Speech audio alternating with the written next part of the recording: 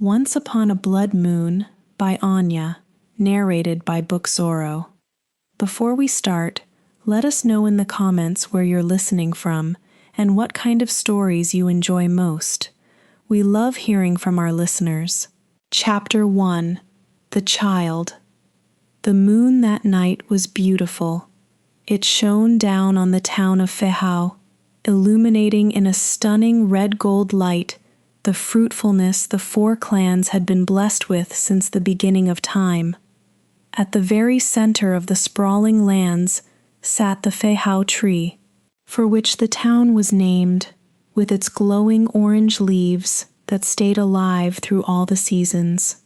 Usually the rise of the moon didn't end the day for the people of 𝒊𝒂𝒚𝒍𝒊, who gathered on most nights to whisper legends and exchange stories about the day. However, on that night, as the bleeding moon rose into the sky, shining bright amber, no one sat under the shade of the tree, making wishes on fallen leaves and listening to the elders tell stories of the Great War years ago and of their ancestors long dead. No one walked the roads, peddling snacks and sweets to the little children. Everyone was instead gathered outside the household of the oldest son of the 𝒊𝒂𝒚 clan, waiting, watching. As the numbers gathered outside the home mumbled, maid and manservants scrambled, serving refreshments and magically cooled water to ease the agitated crowd. Inside the house, things were even tenser. Lord Narrated, oldest son of the 𝒊𝒂𝒚 clan, paced a hole in the raffia mat as he waited for news. Any news. His brothers and sisters sat at a low table in the far corner, quiet, watching. When Narrated had taken the witch Anya as his wife just over a year ago, the clan members had praised the move as a strategic piece in the plan that, when completed, would ensure the child blessed would be born into their bloodline. Said wife was in labor right then, and Narrated continued pacing, waiting for news. And then there was a cry, the cry of a child. Narrated stopped mid-pace, stiffening. His sisters, Mary and Reya, were the first to rise. They walked past their brother and disappeared behind the curtain that separated the main hall from the room the midwives had sectioned off for the delivery. Narrated's twin younger brothers, 𝒊𝒂𝒚 and 𝒂𝒐𝒏, came to stand beside him, and they each put an arm on his shoulder, offering silent support as they waited for news. Outside, the crowd's mumbling rose to a roar. They wanted to know. They needed to know. Reya emerged first, shadowed by the tiny, short-haired assistant to the midwives. "It's a girl," she said, green eyes lowered. Narrated's shoulders fell. All this time, and the gods had given him a girl child. "And the other?" he asked. Reya smiled faintly. "He hasn't come yet," she said, and Narrated's eyebrows went up. "The midwives are a little worried since he's coming out with his feet, but they're confident it's a male child." Narrated's shoulders sagged, this time with relief. "Oh, praises. He muttered. "The child blessed may still be born into my house after all." Reya and the assistant disappeared again behind the curtain, and after a few minutes, another cry was heard, stronger and louder than the first. Narrated didn't wait to be invited. He walked beneath the curtain.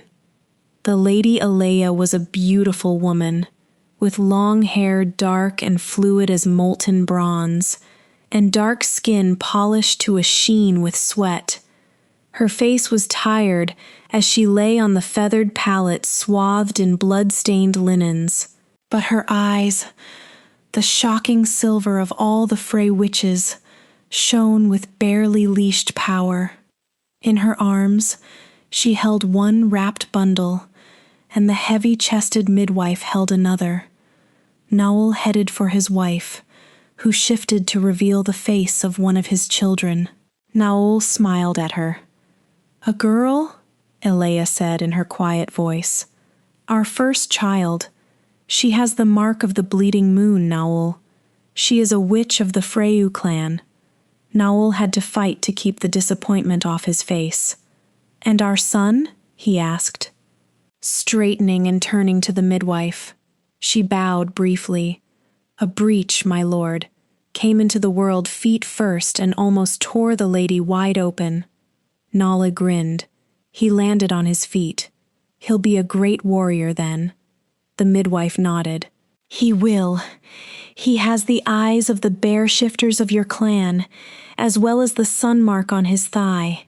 The blood of a Frey witch runs through his veins, as the prophesy foretold. The blend of the two worlds." Naul nodded, satisfied. "And born on the night of the bleeding moon. My son is the child blessed." "What shall we name him, Naul?"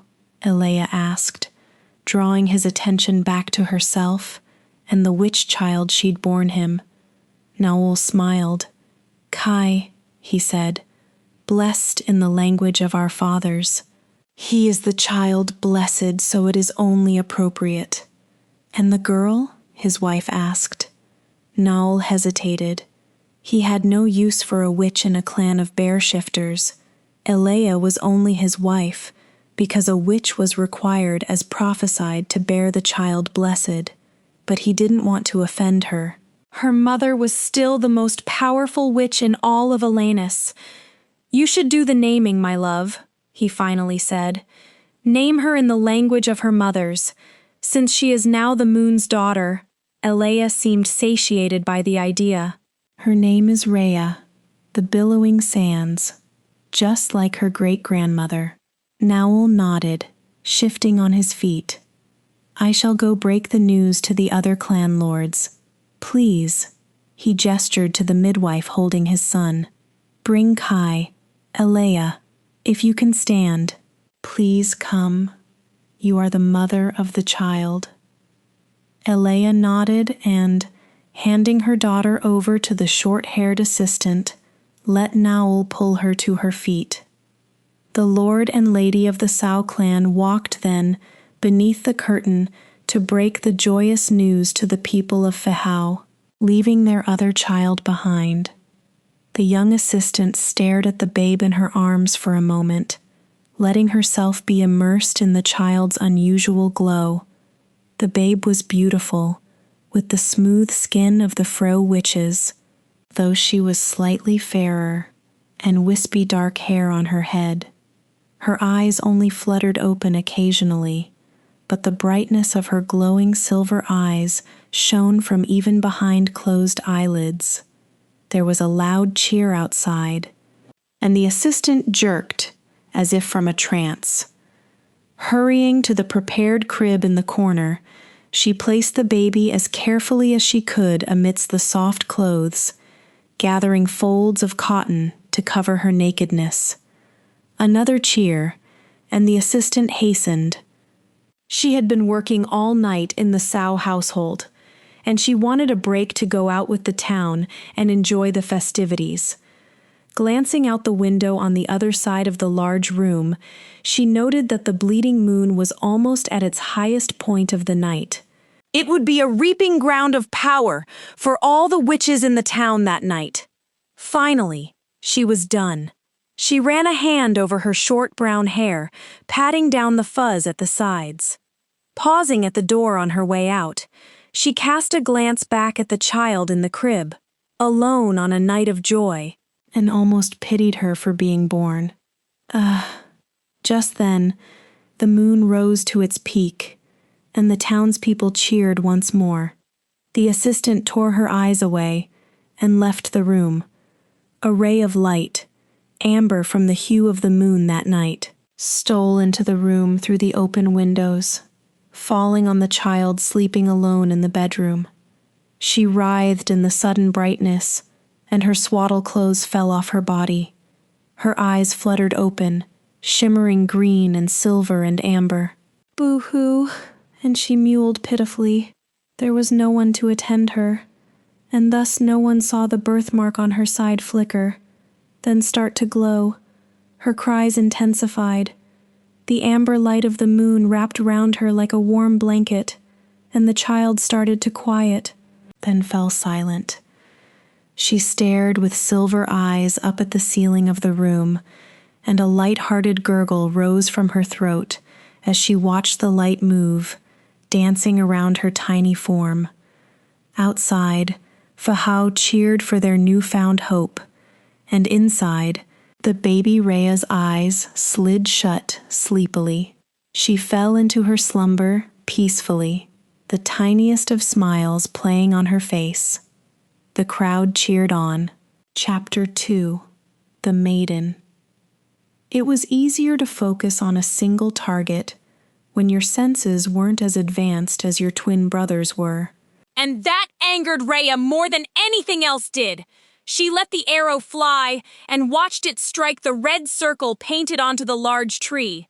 The arrow was the most recent of several arrows that had hit the mark. And now, if her father would only let her plant an arrow in one of their enemies' heads, she would finally be able to put her time-honed skills to some proper use.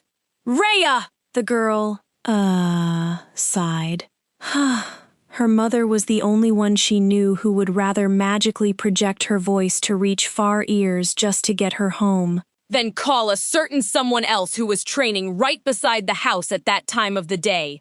She didn't bother answering. She didn't have to. She let another arrow fly, just as her mother called her again. Reya rolled her eyes. Her brother Kai was younger and, according to everyone in 𝒊𝒔𝒕, a stronger, much more capable of taking care of whatever it was Reya needed taking care of. She notched another arrow and, just as she started to let go of the rod, her mother's voice filled the forest. The arrow whizzed past the tree.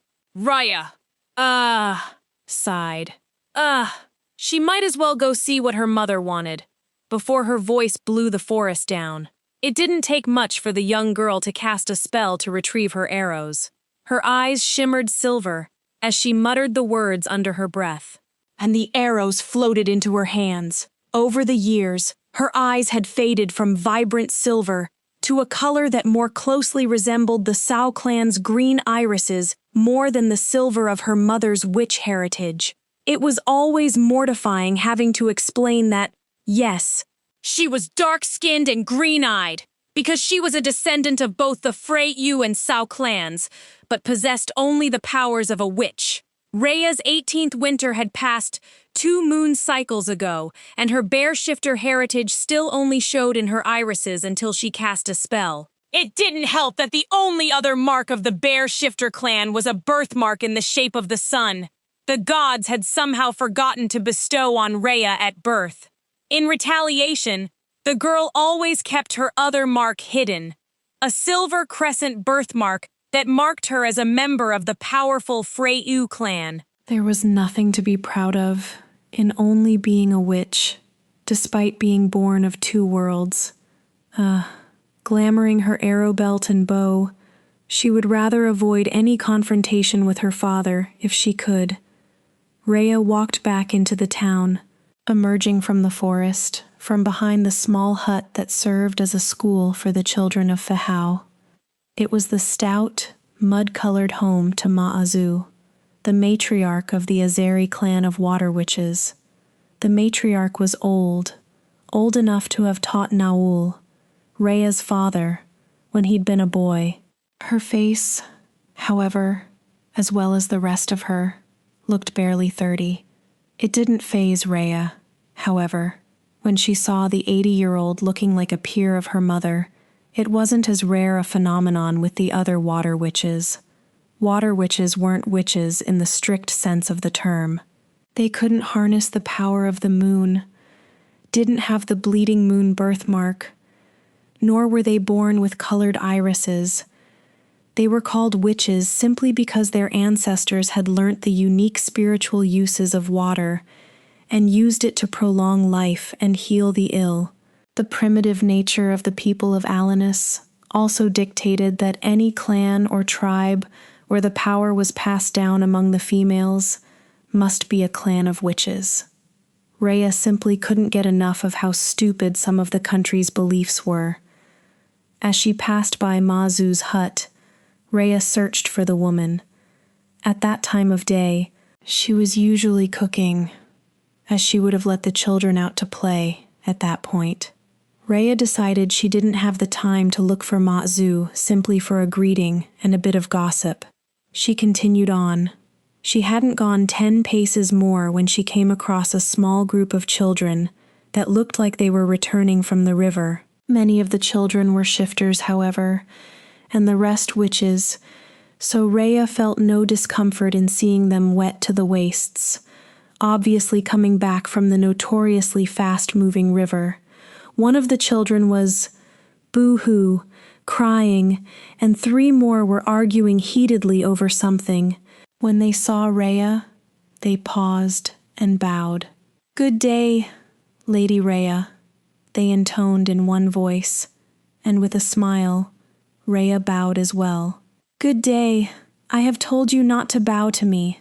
My father is the Lord, not me." She waited a moment, taking in the scene before her. "What seems to be the problem here?" The children seemed reluctant to report themselves to an older person, and Reya turned to one of them, a tiny boy with native tattoos covering his neck whom she recognized. The pale-haired boy was the son of Reya's Aunt Mary, and he was a hawk shifter with the eyes of the Krera clan. He looked up at her with big eyes and bit his bottom lip. Eventually he, sighed, with what Reya knew was a certain amount of exasperation, and told her what he'd been arguing about with his friends. It turned out they'd gone to the riverbank to find pebbles, on the agreement that, no matter how many each found, they would share the pebbles equally. Of course, they were only children, and when one of them had ended up finding a particularly pretty pebble with a glossy, marbled sheen, they'd all wanted it. The dark-haired girl, boo-hoo, crying, was the one who'd found it, and Reya felt pity at her naivete for handing it in. Reya herself would have kept the pebble. She, sighed after a moment. "Well, that's a problem easily fixed. Where's the pebble?" she asked, and her cousin collected it from the biggest boy in the group before handing it to Reya. "All right, how would each of you like this pebble, for yourself?" She, laughed when they started to excitedly scream yes, and even the dark little girl wiped her tears and looked up at Reya, muttering the few words of a spell under her breath. Reya closed her eyes and pulled power from her deepest reserves. She hadn't eaten since early that morning, and her favored source of strength for her magic was food. The replication spell, though simple, would just about wipe her out if she wasn't careful. She felt the weight in her palms start to increase, and even before she opened her eyes, the children awed oohs and ahs informed her that the spell was working. She handed each of them their own glass pebble, smiling at the little girl who'd been crying earlier as she did so. "What's your name?" she asked, crouching, so she was eye to eye with the child. The little girl practically turned crimson at the attention and averted her eyes. Eyes that Reya saw were violet, with amber rims. An archer of the clan of Reya. Then, "Maseri," she muttered. Reya smiled. "Well, Maseri," she said, then leaned in to whisper in the girl's ear. "You should learn to be tough, you know.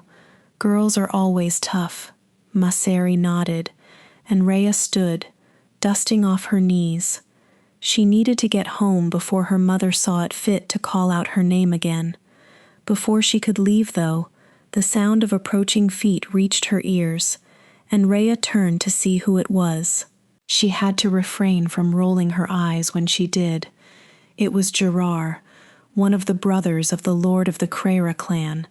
The man was handsome, with a strong jaw and attractive body, The leather armor he wore was dyed red to mark him as a warrior of the town, and it fit snugly to his frame, an effect Reya imagined hadn't been accidental.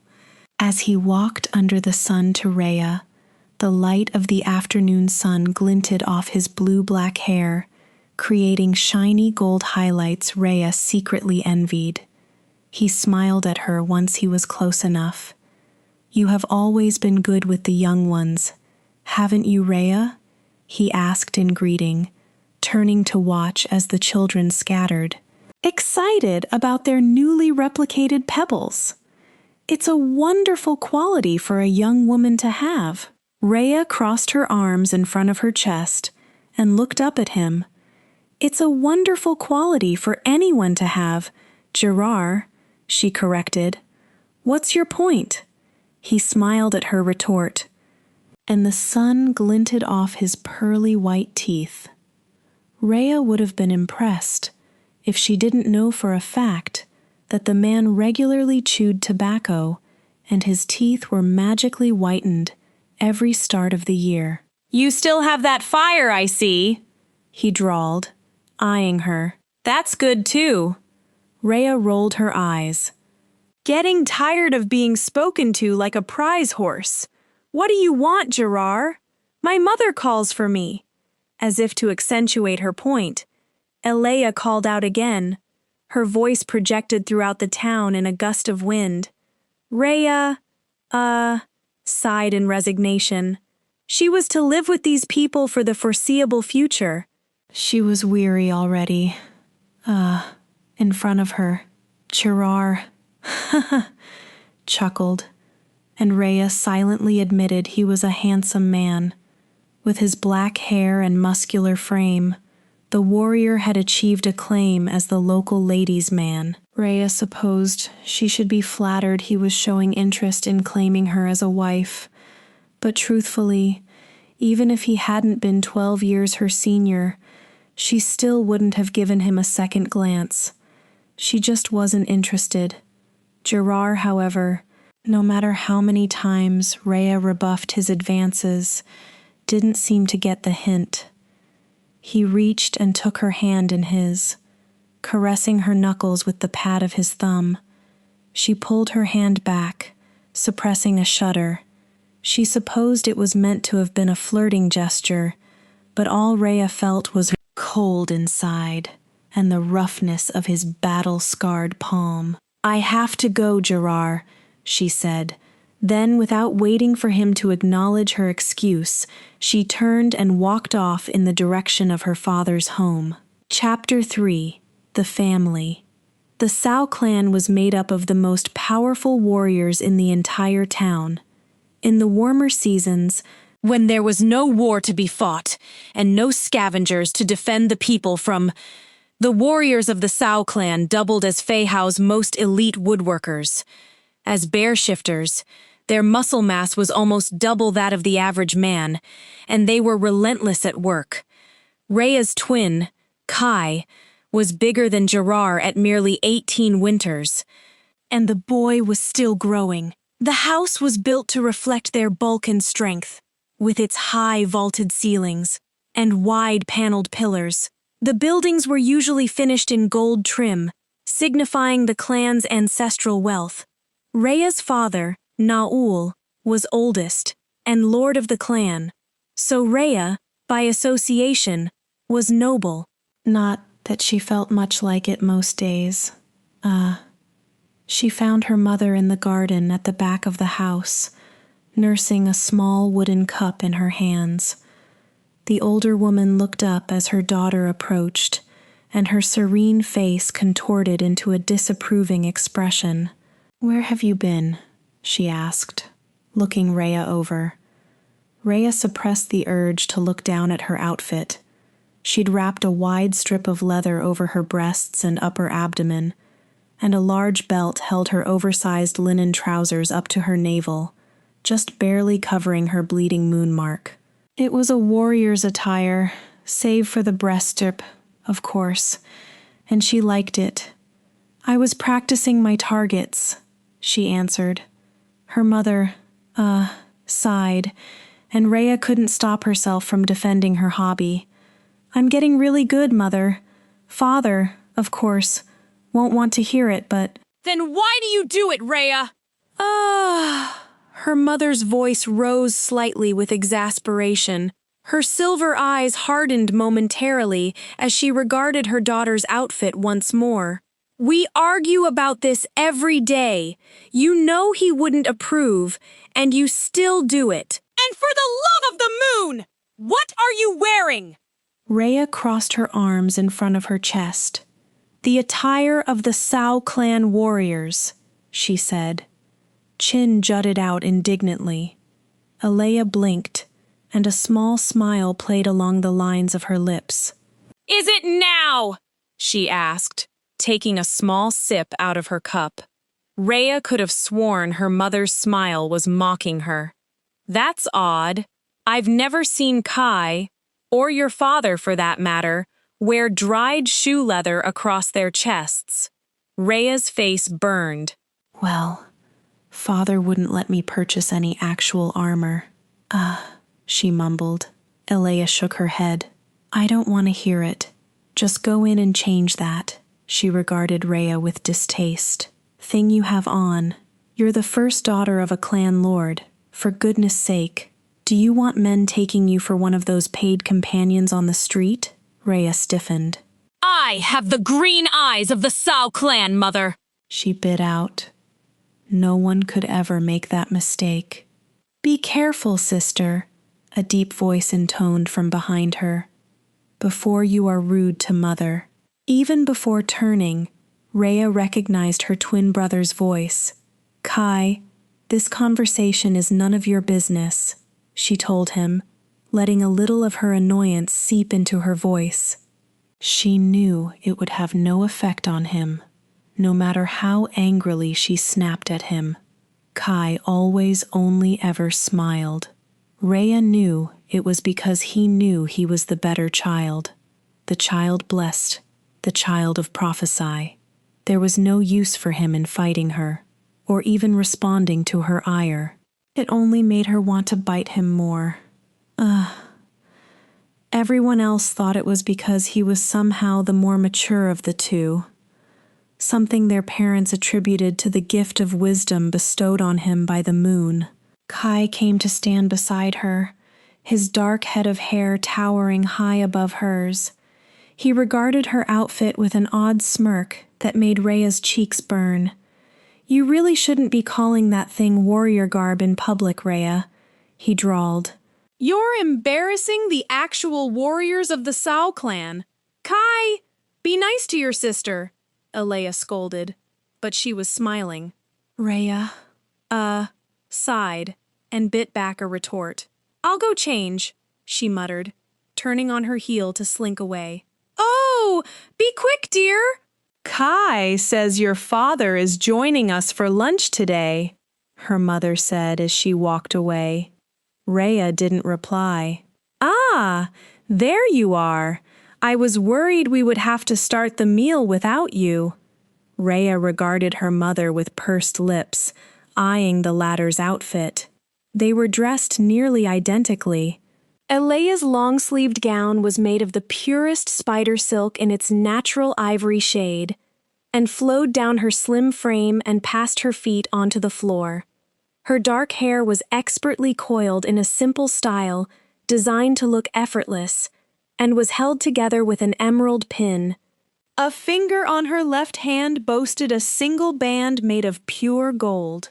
Reya's tunic wasn't much different. It was also weaved from spider's silk in a shade of ivory that set off her dark skin beautifully and hung comfortably off her curvy frame. The gown had no sleeves, and the top half of the back bodice was held together with silver-colored straps before cinching in at the waist. The bottom half of the gown flowed down her body, fluttering in the light breeze coming in from the open doors, and cut off at her ankles. It was her favorite summer tunic, and she had the exact design dyed in several different colors. Her hair had been pulled back into a single braid that went down her back and hung almost to her waist, and was tied off with a small piece of white string. She wore her 𝒊𝒏𝒏 regalia, a simple gold band with slim ends that was tucked into her hair and laid on her forehead, as well as a gold band fastened around her left upper arm. The only other jewelry on her was a pair of small earrings melded from the rare bronze-colored beads native to the faraway clan of 𝒆𝒏𝒏, and they'd been a gift from Alea's mother to her granddaughter.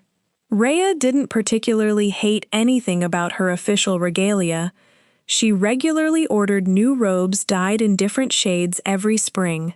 What she hated was that she was being made to wear it, to look attractive to men she wasn't even remotely interested in.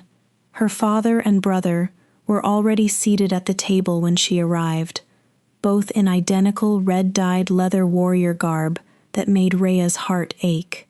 She looked away and headed for her allocated seat at her mother's left hand.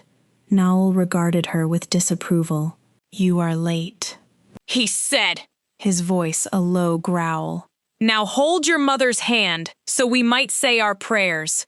Reya said nothing in response and slipped her hand into her mother's quietly. She listened to her father's prayer, heard him thank the fathers once again for giving him the child blessed in his first son and making him prosperous beyond his dreams, heard him thank the fathers for the beautiful wife who had birthed the child blessed into his home, heard him thank the fathers for food and water and air and long life. Heard him say nothing about her again.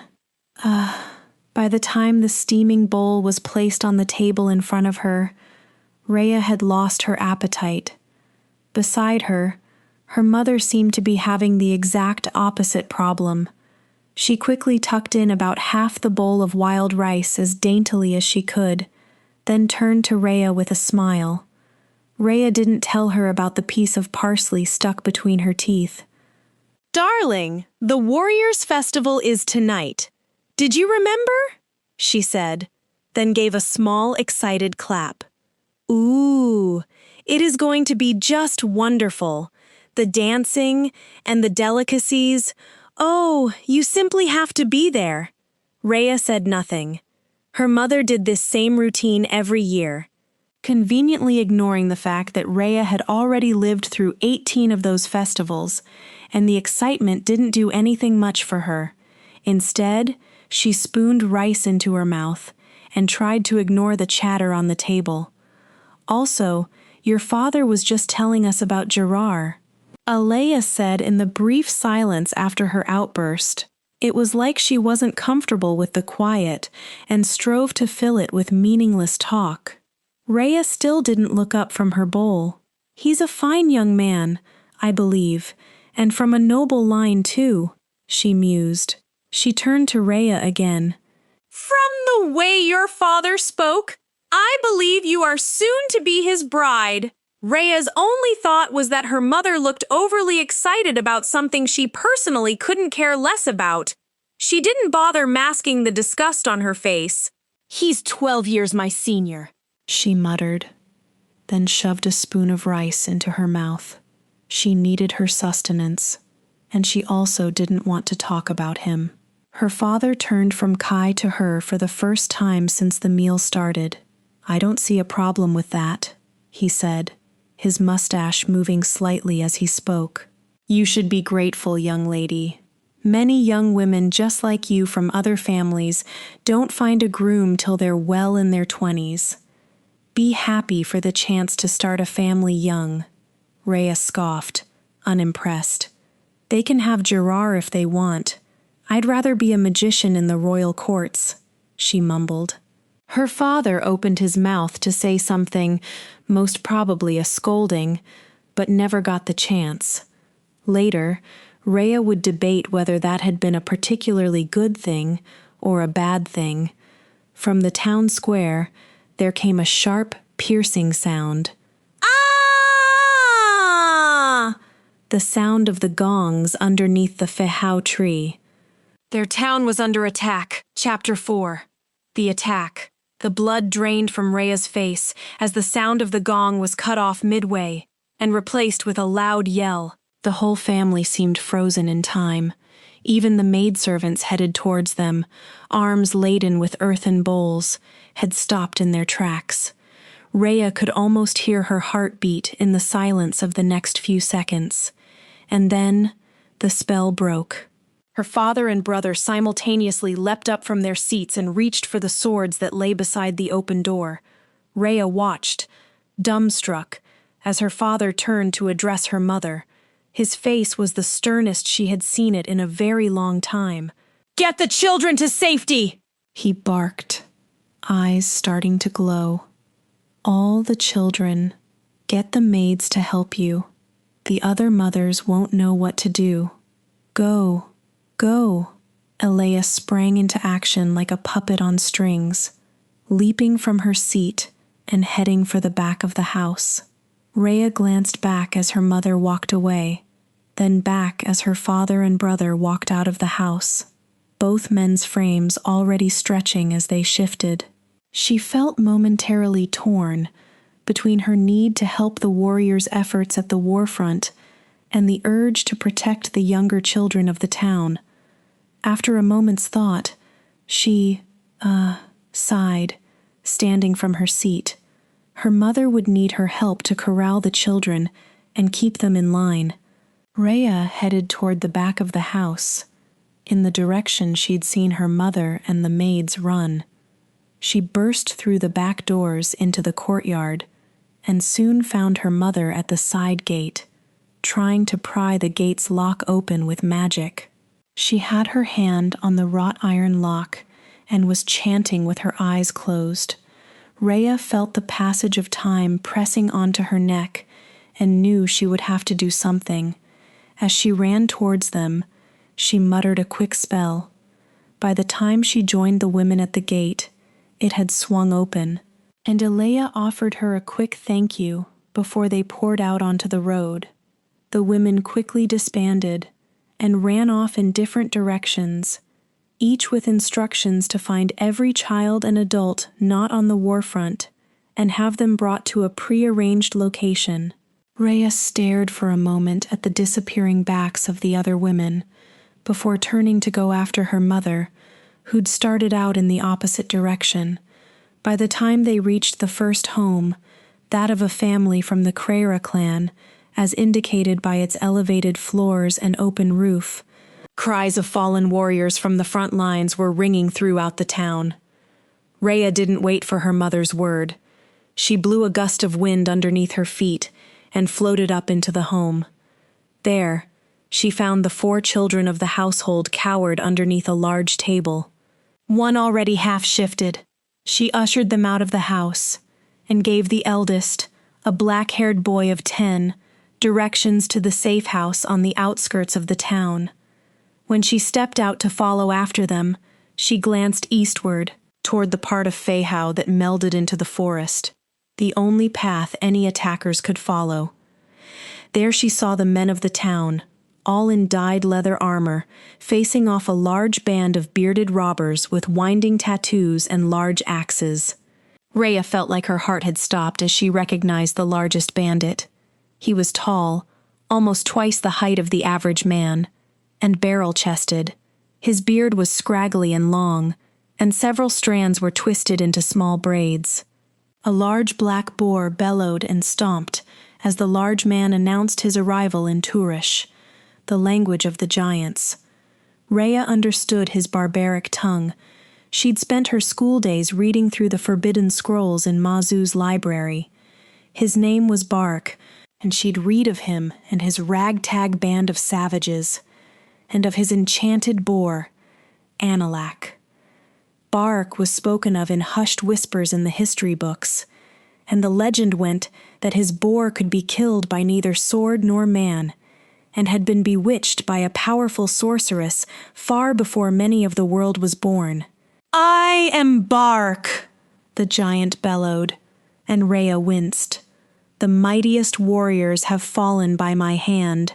Surrender, and I may let you live." Reya couldn't hear the replies of the soldiers at the war front, but when Bark laughed, it sent chills down her spine. She watched him unfurl a metal whip that'd been fastened to his side and knew, with absolute certainty, that if Bark released his boar onto the town, 𝒊𝒂𝒂 was doomed. A white flash caught her eye, and Reya looked down to see her mother passing by the house of the hawk-shifter family she'd just saved. Elea stopped running and glared up at her daughter. "What are you doing up there, Reya?" she asked, teeth gritted. Her hair had come out of its coils, and Reya saw that she now held the emerald pin in her hand, and it was stained red with what looked like blood. Reya didn't know what her mother had had to do to save the children that now ran past her. Headed for the mountains, and the safety there. But she knew much worse would have to be done when Bark let Analak loose. She made her choice. "I'm sorry, Mother," she muttered, then proceeded to cast a spell that would magically transport her to the east side of the town, right behind the line the warriors were defending.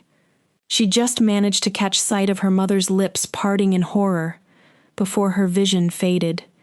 Reya supposed it was a good thing the warriors, both the shifted and the humans, were so focused on keeping Bark out of the town that none noticed her materialize behind them.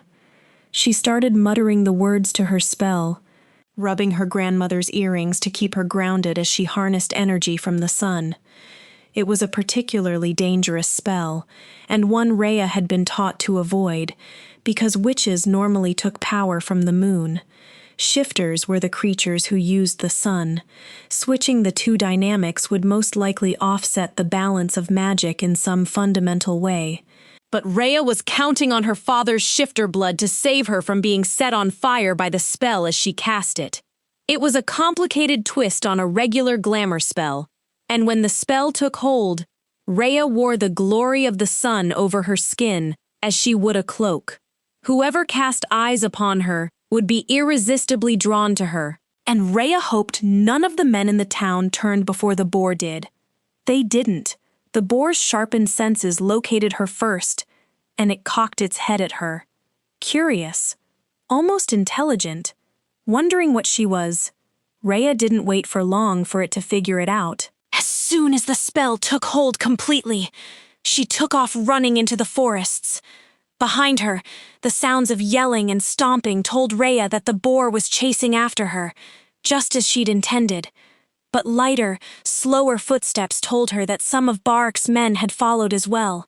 And possibly some of the men of the town! Reya pumped her legs for all she was worth, hoping she could lead the boar far away enough from the town that when the glamour wore off and the spell was broken, it wouldn't return to 𝒊𝒂𝒂. The boar grunted behind her, and Reya's heart sped up. She ran faster, channeling every leftover ounce of strength from the spell into her legs. Her pace increased steadily, until her slippered feet were barely making contact with the forest floor. She needed to run. She needed to get away. She needed to get the boar away. Soon the sounds behind her melted together into baseless white noise, and Reya didn't even notice the tree branches slapping her arms and thighs.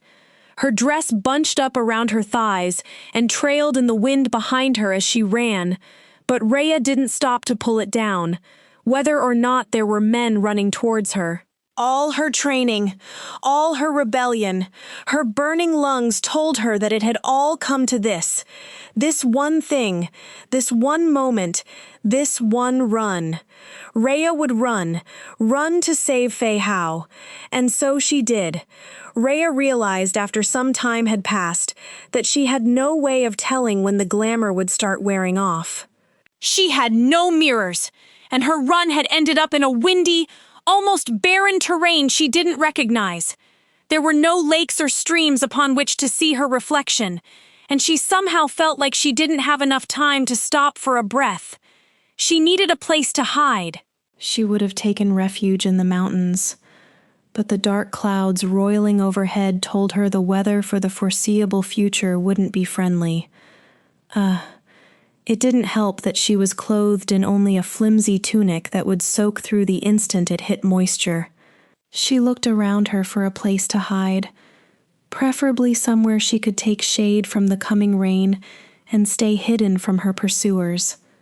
Her eyes fell on an impossible sight, a darkened cave mouth, half hidden by low-hanging branches and brush. The cave was carved into the mountains and was high enough off the ground she was guaranteed to be safe from the rain that was sure to come. She would handle the terrain's natural predators later, once she'd gotten some food in her belly. When she got to the base of the mountain range, she pulled her tunic off the ground and secured the flowing fabric in a knot at the side of her hip, before taking a hold of a jutting rock on the mountain face and hefting herself up. In very little time, she was on flat rock and staring into the dark cave mouth. At a sudden noise behind her, Reya turned and had to dig her teeth into her lower lip to stop her gasp from escaping. The boar burst out of the forest into the windy, dry plains, sniffing noisily at a point near the spot she'd been standing in not long ago. She kept as quiet as she could and moved slowly backwards till her back pressed against rock. The boar grunted and spat, then swiveled its head, sniffing the air to catch Reya's scent. Reya pressed her lips into a thin line as she prepared to make her move, but before she could, a hand fastened around her left arm and pulled her into the cave. Reya fell on her side, the breath knocked out of her lungs and her mind reeling. Several questions swirled in her mind, and she forced herself to her feet, brushing off the shock of her fall. Her eyes got used to the darkness in seconds, and what she saw knocked the breath out of her once again. Shocking blue eyes shone from the darkness, and its owner stood a few paces in front of her, their large hand holding a thin sword to her throat. Chapter 5. The Shifter. Reya said nothing in the ensuing silence. She stared straight ahead at her rescuer, waiting for her eyes to get used to the pitch blackness inside the cave. Her magic lay dormant in a pool deep in her belly, and she waited, ready to use her last reserves fatally if necessary. "State your business, lady," a deep voice growled from the vicinity of the glowing eyes. "Or the head comes clean off!" Reya fought against the urge to cower. "I have no business with you," she said. "I simply needed a place to take cover from the rain." She left out the part about the savages who'd been pursuing her. There was a small sigh, and Reya caught the faint scent of wine on his breath. "It's not rain coming, it's snow," he said. "And you'd know this if you ever ventured out of your father's house." Reya bristled. "Just let me stay here out of the snow then," she bit out. "I'll be out of your hair come daybreak." The sword didn't leave her neck. "Did the chiefs send you?" "Who? The chiefs?" he repeated. "I cannot believe how low they will go some days. If you ventured out here with dreams of betting me, you might as well return home, witch." Reya's face contorted with disgust at his crass behavior. "Pardon me?" Her face heated at his implication. "Why in the name of the moon would I want to bed you? You're a shifter leaving in a dark cave and you reek of wine." With a flick of her finger, she knocked the sword out of his hand and out of reach. "I would much rather bet a weasel. Believe me."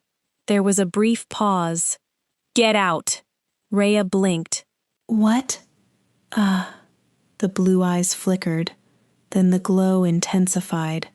Reya had never seen a shifter's eyes shine so brightly. What animal form did this caveman have? "I said, get out." He advanced on her, and his blue eyes glowed even brighter. "You do not seem to really need the cover from the snow like you claimed, and I have no use for you, and your conveniently seductive attire. So very kindly leave my cave before I do something to you befitting your appearance." Reya's face flushed. "Why you?" she stuttered. No man had ever spoken to her in that manner. Her anger spiked. "Do not speak to me like that." The man in the cave advanced on her, eyes narrowed. When he leaned over her, Reya finally got a good look at him, and her face heated even more. He was tall, a full head taller than Reya, with broad shoulders and a head of pitch-black hair. His blue eyes still glowed, and when he smiled, his lips curled over even razor-sharp teeth. His left flank was covered in swirling tattoos in the blackest ink, and as his eyes glowed, the swirls almost seemed alive! His blue eyes raked over her barely clothed form, and Reya flushed, wondering what he thought of what he saw. An odd smile played along his lips, leaving Reya with the distinct feeling that he somehow knew what she had been thinking. Her anger spiked again, and without a thought, her hands flew out to his bare chest and, with the last of her magic, she sent him flying across the cave. He landed hard and slid down to slump on the floor. Reya gasped. "Oh my," she breathed, covering her mouth with a hand. She hurried to his still form, checking him over. There wasn't any light, so she reached out to shake him. He didn't move, didn't respond in the slightest, and Reya prayed she'd not done any extensive damage with the throw. She'd just gotten really angry right then. Sometimes she wondered if she intentionally set out to make enemies. She got to work making him as comfortable as possible, and she fervently hoped he didn't get too angry with her when he realized what she'd done to him when he woke. By the time Reya managed to make her blue-eyed rescuer as comfortable as she could in the darkness, the snow had barely started to drift down, coating the formerly windy plains with powdery white snow. Reya hugged her knees inside the cave, hovering by the cave mouth to watch for any savages or any other being who decided their cave was worth exploring. There, she really hoped the man wouldn't wake up soon, before she was able to recover from the debilitating spell she'd casted on him. By feeling around, she'd discovered two things. One was that she had potentially angered a very big person. Her companion had the large mass of a shifter, but the lean, muscly frame of a warrior. She wasn't quite sure what to think of him, or why she found touching him to be unexpectedly arousing. The second was that she'd underestimated the amount of magic she'd had left when she shot her new acquaintance against the wall. There was a large gash on his chest where her magic had hit him, and it was bleeding badly, though not profusely enough that Reya was worried about it being a mortal wound. She'd ended up tearing off the bottom of her tunic to dress the wound, since her magic was finally depleted, and once she was satisfied that she had done her best to treat him in the dark, she withdrew to the mouth of the cave to keep watch. Now that the glamour had worn off, the boar's attraction to her would die off, along with any memories of her scent. Though it tired her out just thinking about it, she was worried that it would return to the town before the warriors were ready to take it down. Though, as a small consolation, she reminded herself, if it attempted a breach of the wall at night, under the light of the moon, her mother and the rest of the witches would be more than equipped to take it down. With that in mind, she started to relax, and she may have fallen asleep entirely, if not for the gravelly voice that startled her into awakening. "What did you do to me?" Reya turned to regard him, secretly surprised he was so coherent upon just waking. "Do you not imagine pleasantries are in order first?" she asked, masking the fatigue in her voice with ire. Something told her the shifter didn't care either ways. "I see no use in pleasantries with a witch who tried to kill me," he said, drowsiness making his voice gruff. Reya didn't have to force the ire in her voice then. "That witch would not have tried if you had not accused her unjustly," she bit out. "Of only what seemed reasonable at the time." "Reasonable?" she repeated, eyes widening. To think she had dressed the wounds of so crass a man. "You all but called me a paid companion, compared me to a common strumpet." The shifter was silent for a moment, and Reya felt his eyes on her, assessing. "Perhaps I was wrong," he intoned finally, and Reya blinked. "Just like that?" But perhaps, if you looked at the circumstances of our meeting, coming into a lonely cave, dressed like that. Reya hated that she had to fight the urge to look down at her tunic, ripped apart to dress his wounds. She should have left him to die. But those wounds, her inner voice counseled, were inflicted upon him by you. And after you all but invaded his cave, "It's not his cave," she shot back, miffed at being reasoned with. "Perhaps then you would see the sense in my deductions." A low grunt indicated that the shifter was attempting to sit up, and Reya snuffed out the urge to render aid. He was not getting any further aid from her. The shifter sighed after a long moment.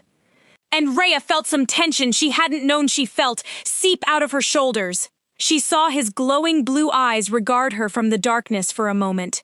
"But, as I said," he continued, "perhaps I was wrong in judging you so harshly. The chiefs would never send a woman with powers such as yours to seduce a man with problems such as myself," he said. And Reya could hear a smile in his voice.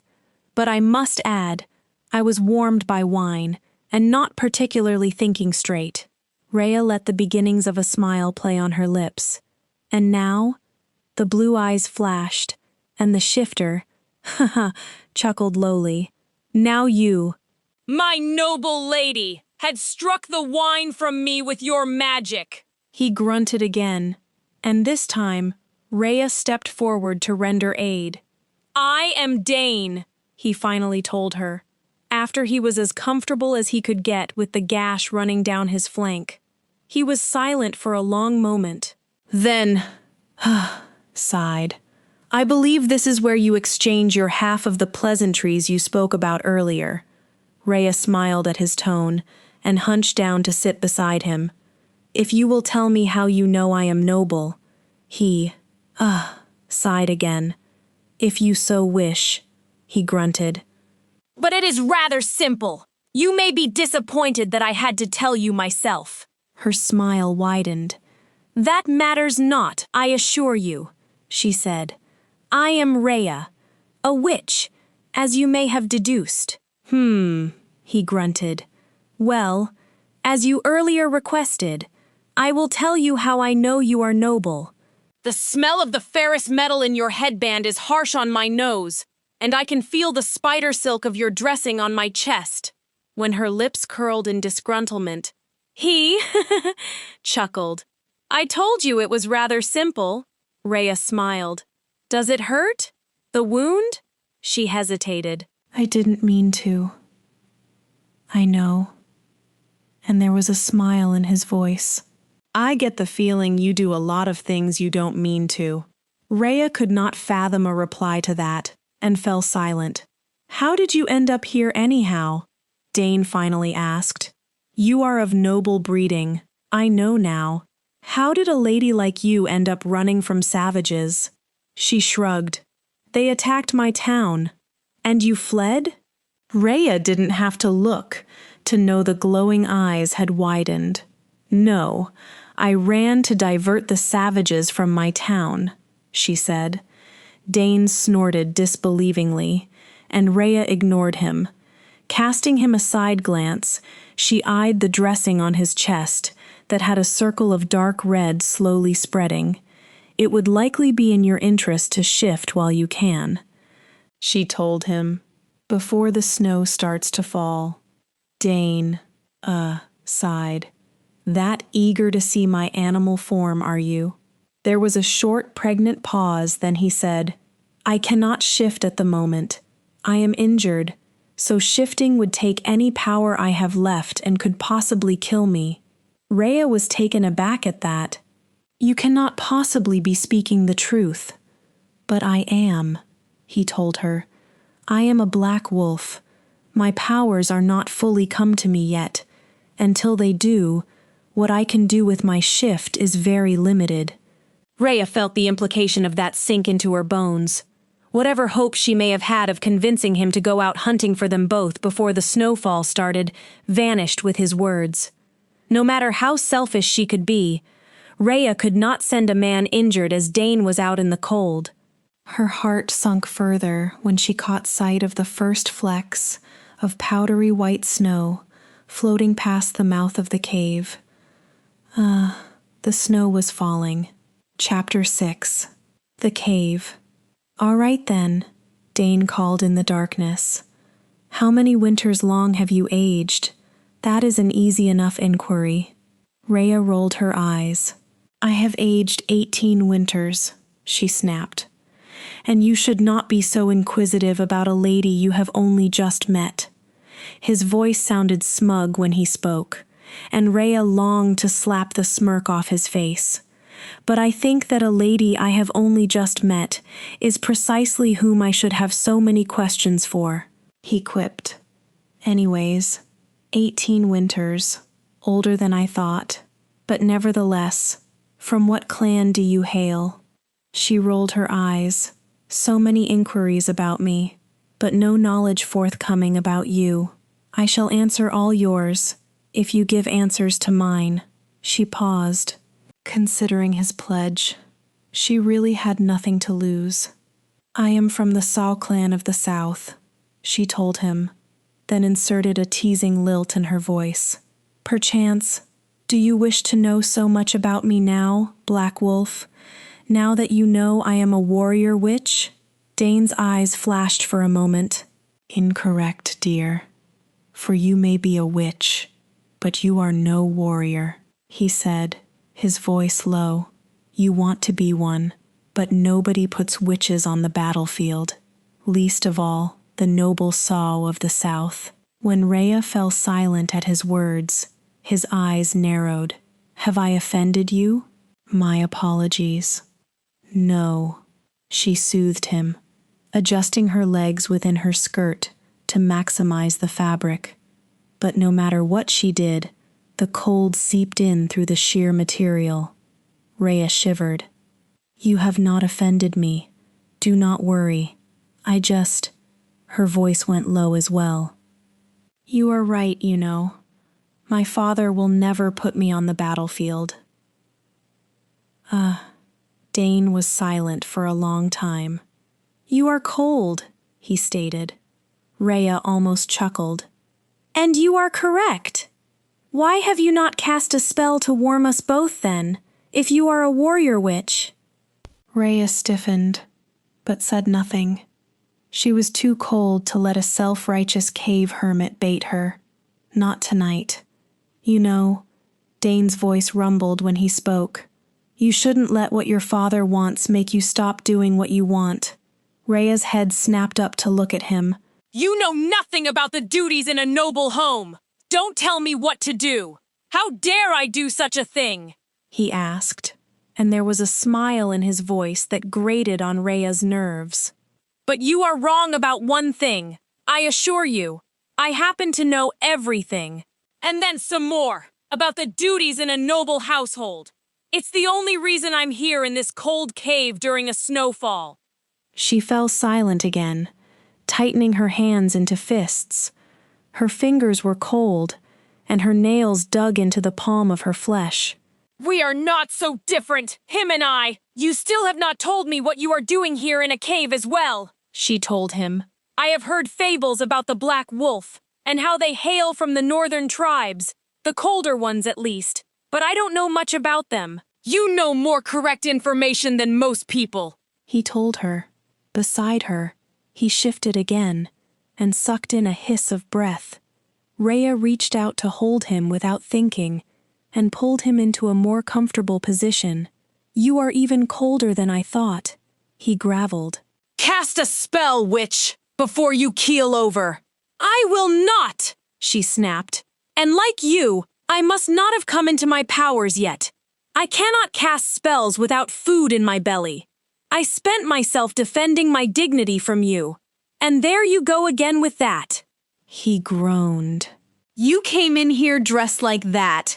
How was I to deduce that you had any dignity to defend?" The look Reya gave him then could have cut iron. "And you just judge people based off their apparel, don't you?" Unrepentant. Dane nodded. "And I am usually right too. I was right about your nobility, after all." Reya, sighed. You're incorrigible? She muttered, then added with a side glance at his still bleeding side. And injured too, by my hand. What am I going to do? Beside her, Dane was silent for a moment. You could have some of my food, if you want, replenish your lost strength. And before she could protest, he held up a large hand. I do not even wish to hear it this time. I already ate my fill. It was a very large serving, and you need the food anyway. One of us may as well have something ready if the savages that chased you in here decide to turn around.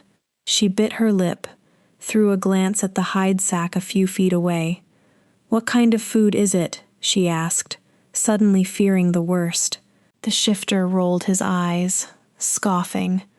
The animal that died to make that sack would be very offended, as will the fire that spent hours drying its skin. Do you really think the Northerners savage enough to consume raw meat? Reya shrugged. My brother did much worse to get accepted as a warrior, but she did reach for the sack, withdrawing from within it its contents, the remainder of a 2-brown almond cake, leftover dried meat, and what smelled like apple wine, which explained the shifter's intoxication when they first met. You can have the wine too, he spoke again. There's not much left, but it's pretty strong. Should numb any pain you're feeling, if you have enough of it. Her hand went to the side of her waist, where she'd landed after he'd pulled her so roughly into the cave earlier. A dull pain had started to throb there, spreading in web-like fashion to her fingers and wrist. But still, she shook her head. She did not know this man. It would be unwise to lose her common sense around him. For now, she was satisfied with the upper hand she had, with him wounded and bleeding, and her having the majority of the power. In minutes, she had demolished half of the remaining food, polishing off the meat with bites of cake and washing it down with some of the wine. Before she was full, Reya could already feel her power reserves shooting up to full again, and the alcohol slid down her throat, warming her up in the right places. With a sigh, she sat back, satisfied, then noticed the shifter was watching her. She paused. What? An infuriating smile spread his lips at her question. You drank the wine. I was so sure you wouldn't. Reya blinked, turning to look at the dark wineskin beside the bag. It would appear she had, indeed, Chapter 7, The Heart to Heart. You didn't poison it, did you? Reya smacked her lips tentatively, tasting the wine again. It does not taste like poison. Dane, chuckled. Poison? I am still surprised you found me, noble witch. I could hardly have prepared a poison if I couldn't even prepare for your arrival now, could I? Reya did not answer, simply glanced at his wound, and at the cloth that was now soaked red with his blood. That is nigh about ready to be changed. Will you let me? He considered that for a moment. Will I get to see you do magic? She let out a breathy, laugh. Yes, you will. As she moved closer, she warned. I warn you, though, it'll most likely disappoint you how mediocre magic really is. Do not hope for too much. Dane nodded, and Reya took a hold of one edge of the white cloth. He hissed slightly as she pulled it off the wound, and Reya blew air onto the exposed flesh, mixing in the elements of a light pain-killing spell to dull the pinch before getting to work rebuilding the muscle to close the wound. She worked fast, having gained practice on her own wounds growing up. Without as much as needing to mutter her spells out loud, Reya ran her hands over the gash, then leaned back on her haunches after the skin had melded itself together to inspect her work. Satisfied, She ripped the bloodied cloth in two in her hands and transfigured the pieces into much larger and much warmer cloaks. Dane said nothing as she draped one of the cloaks over his frame, then set to work preparing a fire. In mere moments, the inside of the cave was lit up and toasty warm, much to Reya's, and she suspected Dane's, delight. With a sigh of content, she settled against the wall next to him to watch the fire crackle and pop in almost total silence. Wow.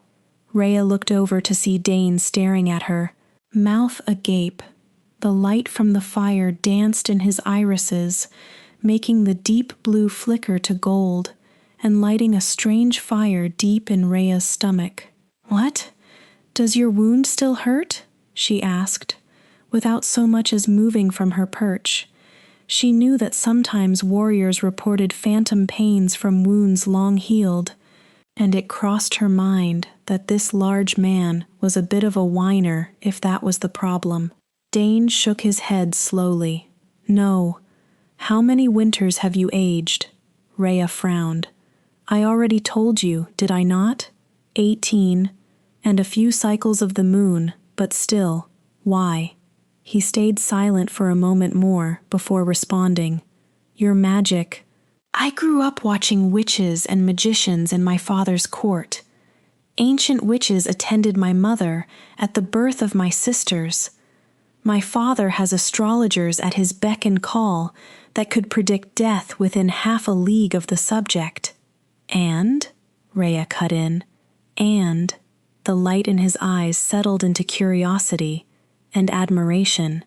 "I have never seen any of them do anything as impressive as you just did, Reya. That was certainly not mediocre." Well, she had been expecting something, but not praise. Not that look in his eyes that made her not feel so uncomfortable in his presence. A blush stole onto Reya's cheeks, and she glanced away from him. "Well, I practice every other day, and you must have forgotten my bloodline. Frou witches are always remarkable users of magic. You should see my mother." "Would it kill you to just say thank you?" Dane cut in, watching her bluster with a bemused smile. "I'm certain your mother is a remarkable witch, as you said. But I was talking about you. Your powers saved our hides just now. Did they not? You should be prouder of that." Reya stopped, took a small breath. Well, was he right? Was she not proud of her magic? Did she really resent being born a witch, that severely? Dane did not interrupt her thoughts, falling into silence instead, and before long, the warmth of the cave started to make Reya feel a little drowsy, or maybe that was the wine. Nevertheless, Reya felt it would be to her immense disadvantage to fall asleep in such close proximity to a shifter she did not know. Whether under the light of the moon or not, shifters were the physically stronger breed, and this particular creature had already proven more resilient than others. It would be a death wish. Glancing to her left, Reya saw, however, that Dane did not seem to share her reservations. With his chest moving rhythmically, the shifter compressed back into sleep once again, and a much more peaceful one, as his wound had finally closed up and the pain relief spell Reya had cast earlier still held strong over him. She watched him sleep for a long moment, letting herself wonder how such a vile man could still look so appealing. Well, her inner voice sounded smug.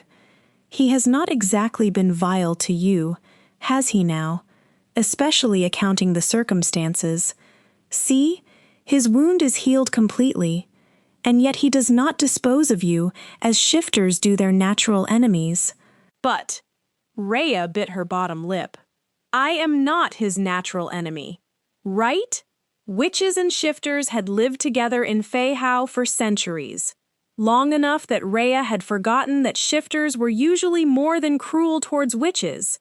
whom they considered the weaker of the two. This had never particularly been proven true, but shifters seemed to have an inherited trait for forgetting that the Great War had ended with a witch, ending several leagues' worth of shifters and human lives with a few sentences muttered under her breath.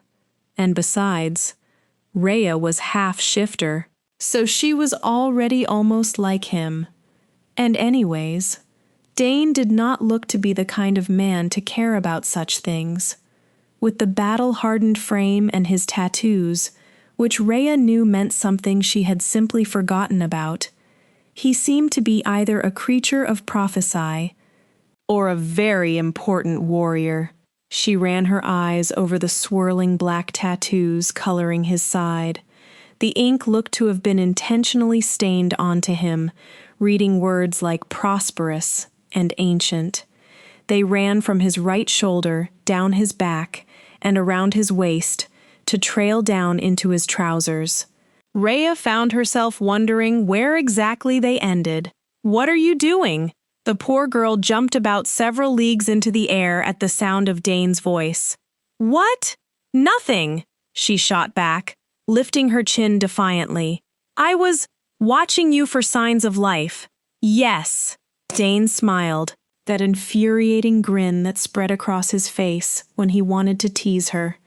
"You were watching me sleep," he stated, and Reya could have sworn she could smell the smoke from her burning cheeks.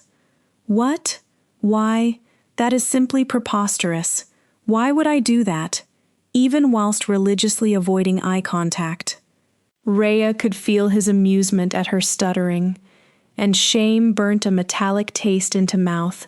She had to veer him off that topic, and quickly, before he said something even more infuriating. "Your tattoos," she blurted, and turned to see an odd look settle into his eyes. "Who put them on you?" He glanced down at his own frame and back at her. "No one. I grew them." Reya blinked, now curious. "What? You grew these?" Without thinking, she reached out with a finger to trace the series of loops that read out Oracle. But they're not written in everyday tongue. "Nor in Crozzle, or any of the other tongues from the north." He nodded, a slight admiration coming into his eyes as well.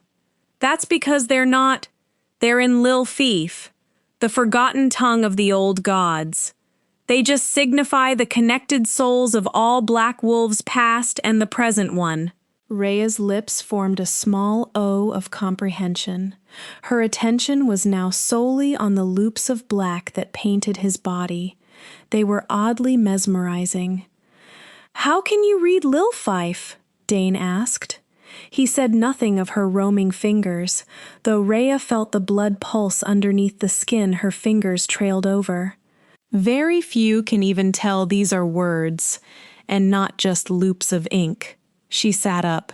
"I don't—" Glancing again at his tattoos, she corrected, "I don't think I can. I mean, I obviously can. I probably picked it up from the old scrolls in Mazu's library." He didn't even ask who Mazu was. "There are no old scrolls of Lilfaith. It's a forgotten tongue. Anyone who knew about it is either dead, a deity, or—" He trailed off, and an even odder look came into his eyes. He straightened, holding a hand to his chin in thought as he stared at her. Reya squirmed and stifled a yawn. What was he thinking about? "You should get some sleep," he finally said, surprising her. "I'll take the first watch." She stared for a long moment through the haze in her brain. She must have expended more energy during the day than she'd realized. "I shouldn't. What if you need me?" Dane smiled, and for the first time that evening, warmth bled into his eyes. "What you shouldn't do is worry so much. Go ahead. I promise I won't do anything untoward."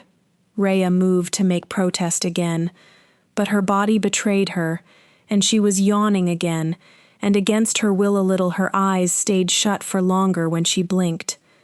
Giving in, she slid down the wall to lie on the floor, her transfigured cloak wrapped snugly around her frame. Within moments, Her lips had parted in a tiny snore, and her breathing evened out. Dane didn't realize he was smiling at the sight until much later. Chapter 7.5 The Night Watch. The first sign that Dane had registered of Reya being more than just a hybrid witch from the south had been the incredible power he'd sensed thrumming through her as she ran her fingertips over his tattoos. It had been an extremely titillating experience, more so than Dane had imagined upon first catching whiff of her scent outside the cave. But later, he mused that maybe the first indication should instead have been her eyes. Those eyes. Even from the safe distance they'd kept from each other at the eve's beginning, Dane had noticed their unique coloring, green and turbulent, like a sea at war with itself. He'd watched it flicker first to a dark blue, then to very vibrant silver that had shocked him even before she'd shot him across a cave onto a wall. He'd also found out, only after carefully watching her for the rest of the evening, that the change to silver only happened when she cast a spell, and depending on the intensity of the spell, the silver shone either brighter or dimmer. To heal his wounds, her eyes had remained the sea green of her father's blood, never shifting a shade. That was when Dane had realized just how powerful his unexpected guest was. He'd only figured out why she was that powerful later, when she'd read the Lilf tongue like it was nothing, like it came naturally to her, like the language of the old gods was just a mother tongue to her. Watching her now, her dark hair having escaped the braid to fly around her sleeping face in a wispy frame, he wondered, why did he recognize her, but she didn't seem to have an idea what he was. Could it be that everyone, including himself, had misunderstood the meaning of the fateful prophecy all these years? Could Reya, and not the already famous Kai from the Sao clan, have been the deity they'd been waiting for all these time? Will be both first and second in all matters. Dane reached out to tuck a lock of hair behind her ear. Reya shifted slightly at the contact, but listening to her breathing told Dane she wasn't waking. She must have been drawn out completely, and would most likely sleep till the morn. He settled back to watch her. She was an incredibly beautiful woman, he realized. Without her alluring eyes to draw his attention, Dane noticed her polished brown skin, several shades lighter than the dark brown of the Frey, and her small, calloused hands. Her cloak had fallen open in her sleep, and he noticed how well the ivory color of her obviously expensive dress complemented her skin, as well as the well-shaped mounds of flesh almost falling out of the top bodice. Heat rose up Dane's neck at the sight of her breasts. In the end, he was but a man. He quickly pulled the ends of the cloak close over her frame and scuffled away. He'd promised her nothing untoward would be done to her while she slept. But then, running the lines of the ancient prophecy through his head, Dane felt a smile split his lips. If he was right, and Reya truly was the child blessed, he glanced over at her sleeping form, then eventually she would recognize him. Dane would have laughed at his change of heart at the concept of taking a bride if he had not cared about rousing Reya from sleep. If she was the true child blessed, the deity the Black Wolf had been made to wait for and protect till death did them part, then Dane didn't mind his destiny so much anymore. In fact, he rather thought he fancied it now. Chapter 8 The Morning After. Long before she was even slightly ready, the blinding light of the morning sun forced Reya out of slumber, and the first thing she registered as soon as she was fully awake was that the fire she'd conjured up the night before had gone out. The next thing she noticed, much to her chagrin, was that she was alone, completely and utterly alone, in a cave that she last remembered sharing with an apparently dishonest shifter who'd promised to be there when she woke. The realization brought an odd feeling that disturbed her, a mix of sadness and disappointment she'd even stopped feeling when her father favored Kai over her. It grated on her more than she was ready to accept. She'd truly expected him to still be there with her. She snorted, getting to her feet and dusting herself off. "I'll take first watch," he said. "What's a warrior's word worth in these parts now? Nothing." Within mere moments, she'd rearranged herself for the journey back home and was feeling much better than she had in hours. Her hair was in a fresh plait that kept the dark strands out of her face, and off her back in an elaborate twist, she'd transfigured her ruined dress into more modest traveling attire, complete with her new cloak refashioned into a hood to cover her face from the sun, glinting off the melting snow. Conjuring a full bath out of nothing would have taken too much magic, so she settled for simply magically cleaning her body and teeth. In the best-case scenario, upon her return to Feihao, she would be proclaimed a hero for protecting the town from certain doom from Bark and his forces, and she wouldn't want to look like one of the beggars in the nation's capital when she was carried through the streets. It was wonderful weather outside for a parade of the town. In the worst-case scenario, well, Reya didn't particularly want to think about what the worst-case scenario could be. Paintings from Mazu's forbidden library, of Bark and Analak's past raids, flashed through her mind's eye, tormenting her. Images of burning towns and pillaged storehouses, orphaned children and widowed mothers, the aged and the sick forced into refuge. Thousands dead. Reya shook her head. She'd hunt Bark and his cursed band of thieves herself if it came to that. Even if all the magic she had left was the small pool in the pits of her stomach. Reya? Reya froze. Dane? She was sure she'd heard her name clear as day.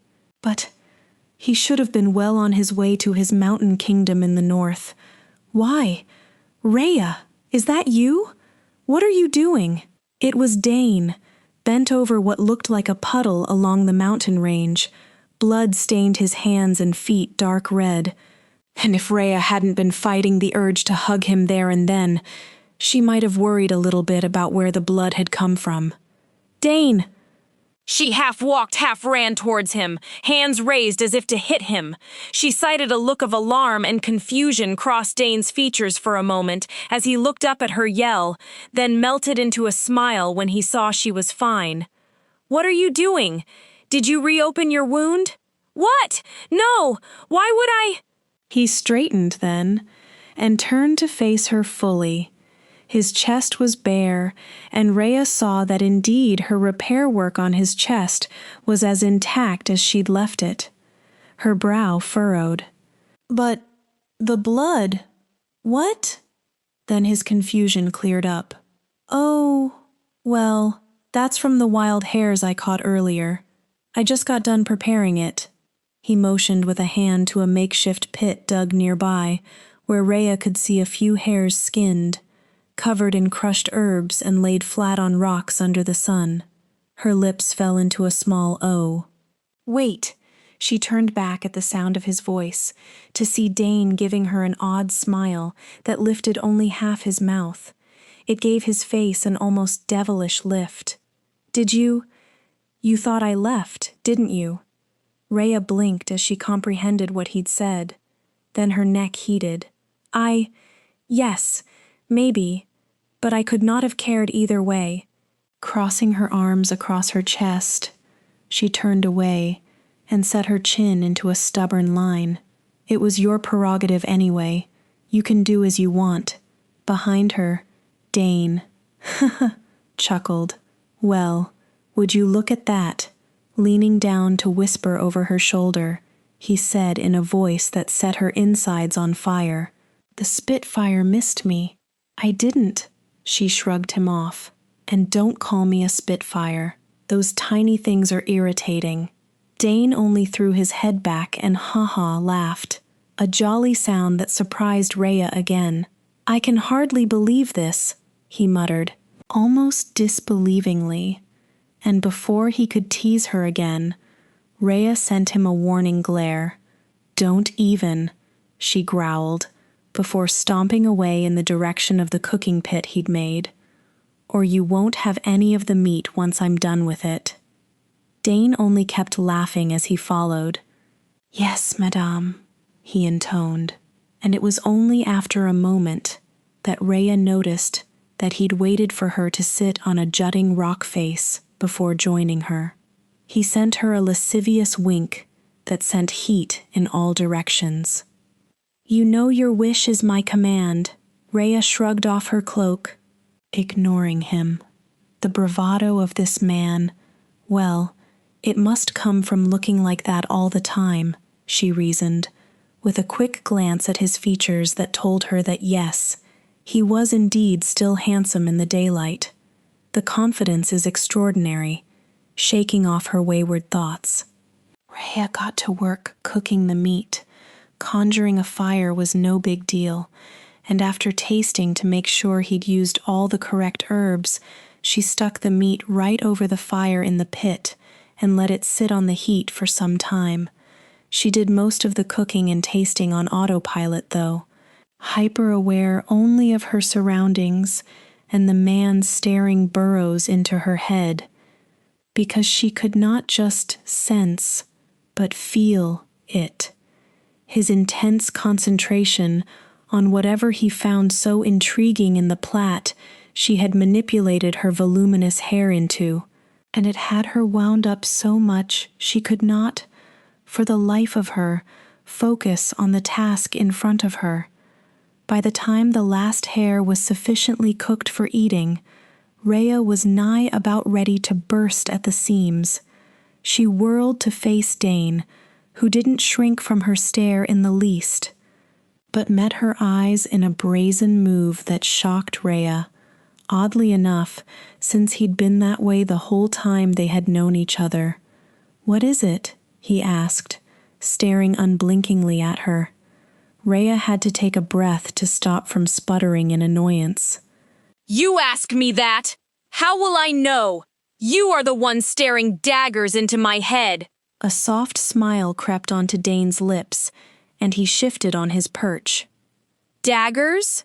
he repeated, reaching out for a piece of meat. He eyed the large cut for a moment. "I would not exactly say I stared daggers. You intrigue me, that's all." But Reya wasn't having it. "Nothing more? How exactly do I intrigue you, may I ask?" He took his precious time responding, choosing instead to sink his teeth, sharp and white, into the meat. Reya watched him chew for a long moment. "You're beautiful," he finally said. Reya blinked. "What?" Then comprehension hit her. "Oh," Dane nodded. "You intrigue me. Like I said," he continued, tearing off a piece of meat and offering it to Reya. She accepted it, glad to have any sort of distraction from Dane's declaration. Just because you think that?" He shook his head. "No, not just because of that." He paused for a moment. "Also because I was wondering how your family never deduced it before now." Reya frowned. "What deducement?" Blue eyes slammed into hers with the force of 1,000,000 battering rams. Dane was serious now. "That you were the child blessed, and not your brother." Reya blinked again. One moment passed by, another, and another. Dane didn't crack a smile. She stared at his face for a sign. Anything of him not being serious about this at all. None. What? Why? Did he know at all who her father was? Did he think the Sao clan so careless it would make such a heedless oversight? "Dane," she started, reaching out to touch his hand. "I appreciate the intention, but when her fingers met Dane's, his veins were stiff to the touch, tense. When she glanced at his eyes, She saw an alertness there that surprised her with how animal it was. She'd seen her father, a brother, and countless other warriors battle-ready many times, and now knew what it looked like. But Dane, his eyes, the blue of his irises had lit up with almost feral concentration, and his nose twitched. Something was coming. "Reya, get behind me." Before she could protest, Dane had both pulled Reya to her feet and behind his frame, before dropping his body into a pose that didn't look like much, but which Reya knew meant he was at his most fluid and poised to spring. The Reya that trained alone several months a year would have bristled at the treatment, bit at him, demanded to be left alone, and filled in on what he'd sensed.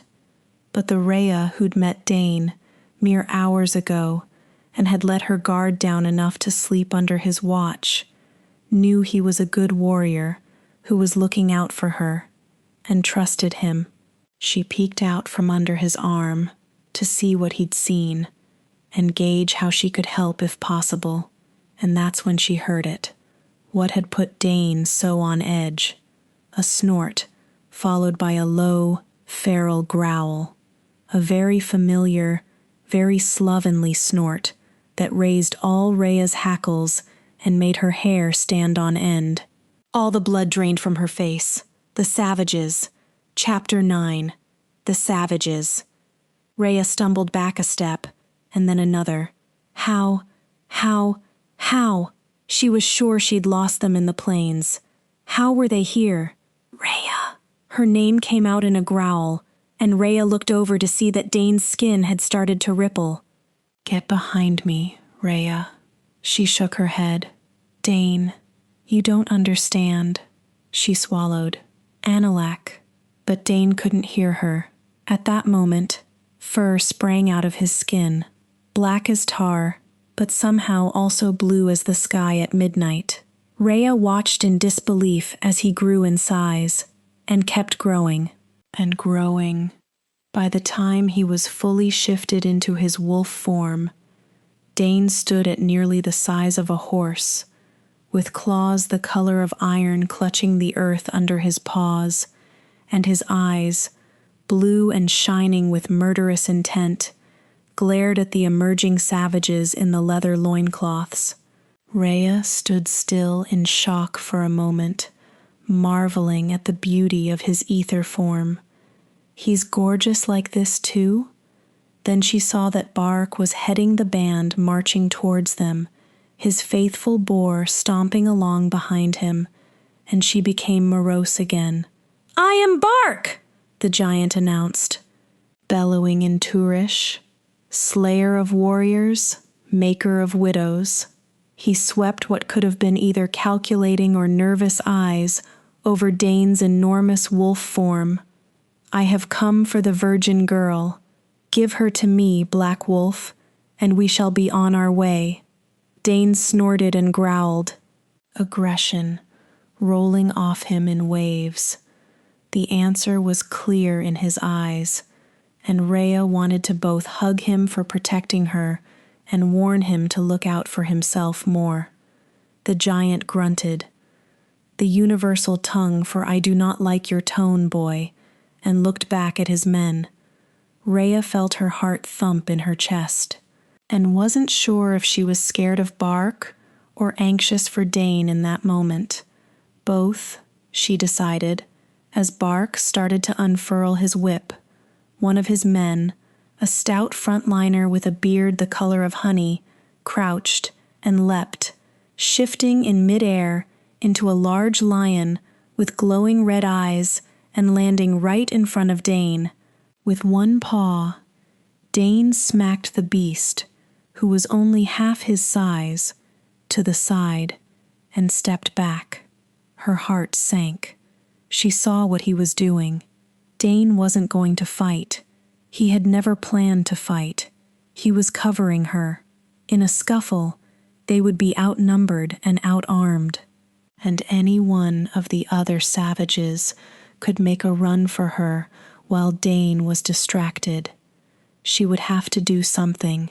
The pool of magic in her was not at its optimum, but healing had always been her forte, and reversing the binding spell she used to rebuild muscle around wounds would not take too much out of her. But who would her first victim be? She decided in the next instant, as Bark lashed his whip across Analak's hide, unleashing the beast. The boar snorted, grunted, and stomped, before charging for Dane and Reya. Its red eyes glowed with rage and hunger, ravenous for flesh. Their flesh. In that instant, Reya's fear of the legendary boar soared, but it somehow was still overshadowed by the urge to protect Dane. She jumped in front of him, ignoring his startled grunt, and cast the spell. Reya's scent had changed in the moment before she jumped between Dane and the charging boar.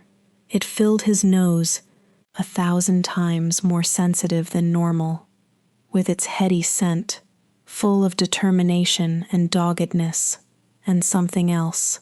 Before he could react, Reya's eyes started to glow silver, brighter than anything he'd ever seen, and Analak stopped in his tracks.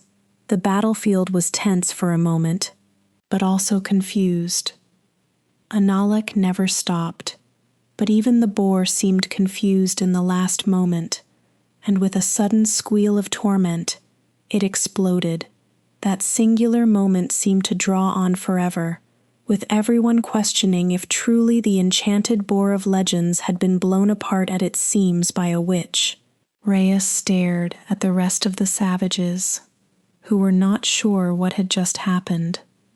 Dane wasn't sure either, but he was almost certain that Reya had just killed a legend that had lived for longer than most of the world.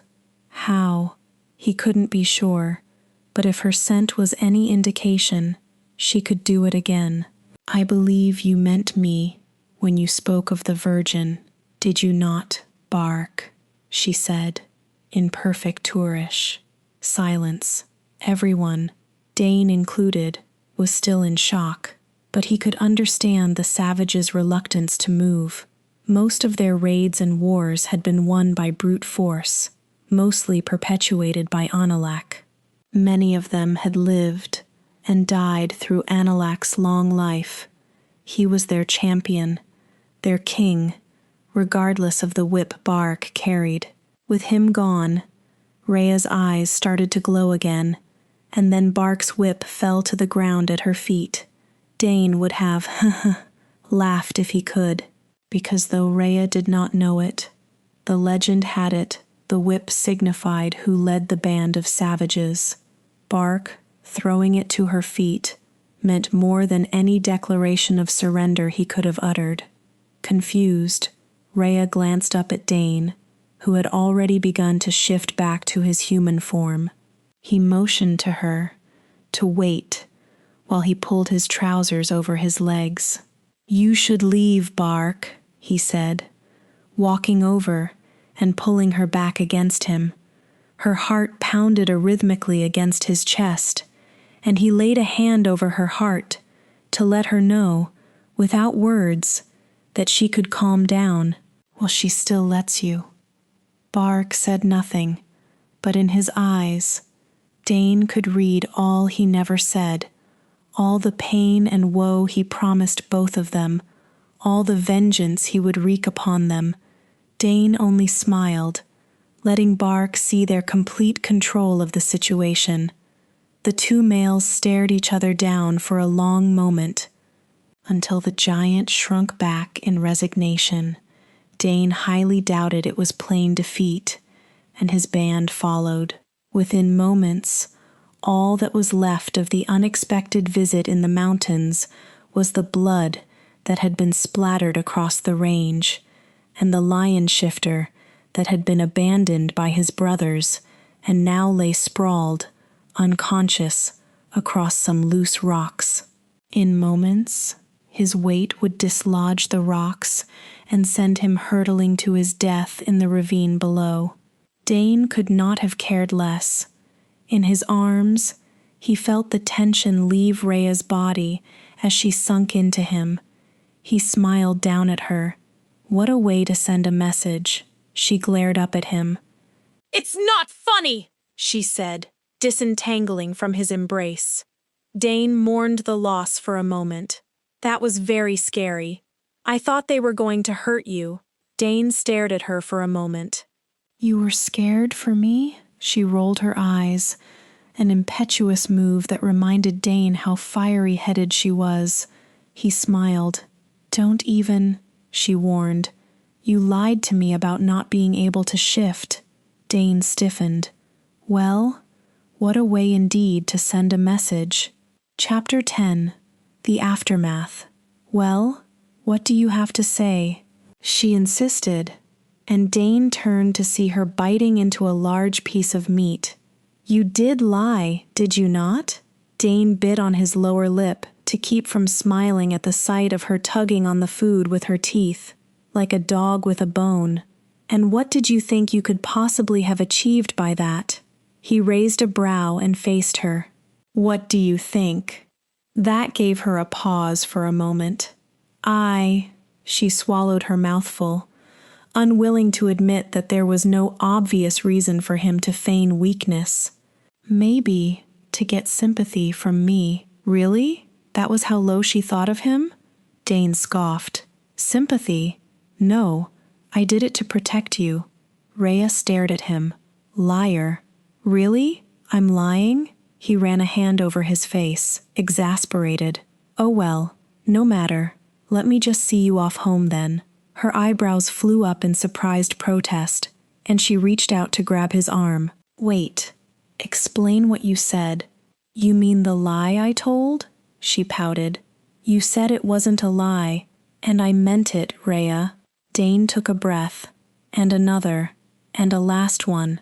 When he looked at her again, the green of Reya's eyes were much calmer, and whatever angst she'd been pouring on him, that was residue of her battle high, was gone. You're a beautiful woman, Reya, he told her. Alone on that mountain range, you'd be prime prey for whatever savage or whatever got to you first in that cave that night. I know I thought little of you when we met, but that was because I thought the chiefs of my father's council had sent you.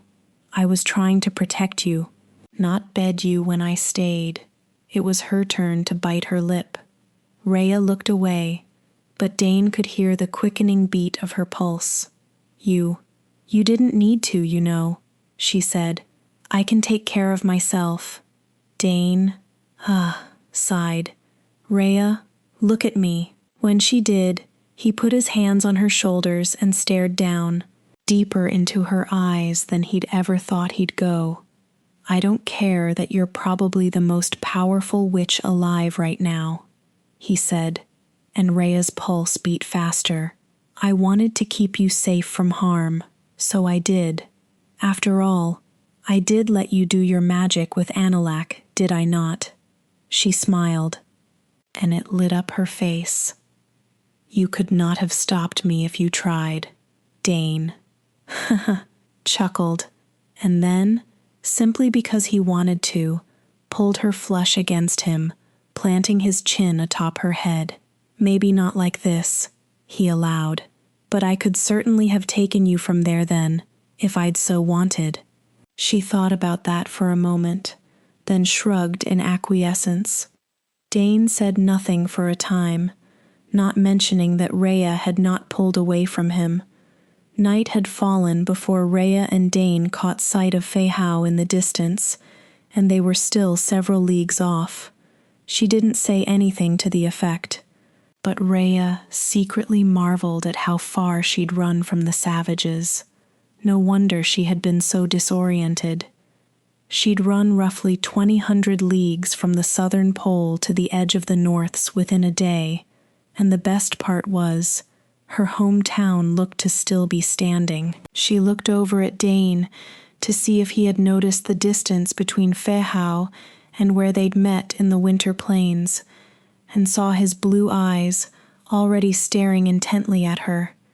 She jumped in surprise, and the fire she'd held in her palm blew out. Dane, chuckled. What was that? She huffed at him. I should be asking you that. Why were you staring at me? She saw him shrug as she conjured up another fire in her palm. I told you, he said. I think you're incredibly beautiful. Good, because so do I. Is that why you blush every time I declare it? She whirled to face him. Do not dare patronize me, Black Wolf. He gave her a smug smirk that she itched to wipe off his face. I'm not, blessed witch, he intoned, earning another glare. Simply making some observations. I have told you not to call me that. She didn't dare let anyone overhear him calling her the title her brother had borne all his life. The gossip that would result from that. Dane shrugged again. What other title would be proper for you then? She pondered that as he helped her over a log almost as wide as she was tall that she distinctly remembered jumping over the day before.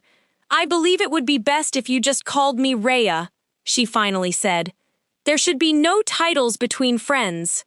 Dane couldn't have looked more shocked if she'd slapped him. We're friends? Reya nodded. Are we not? He stared at her for a long moment. After just one night together? Reya paused in thought, and then a smile spread across her face. Don't be that way. You'd be my first friend, you know. He scoffed. Now who's patronizing?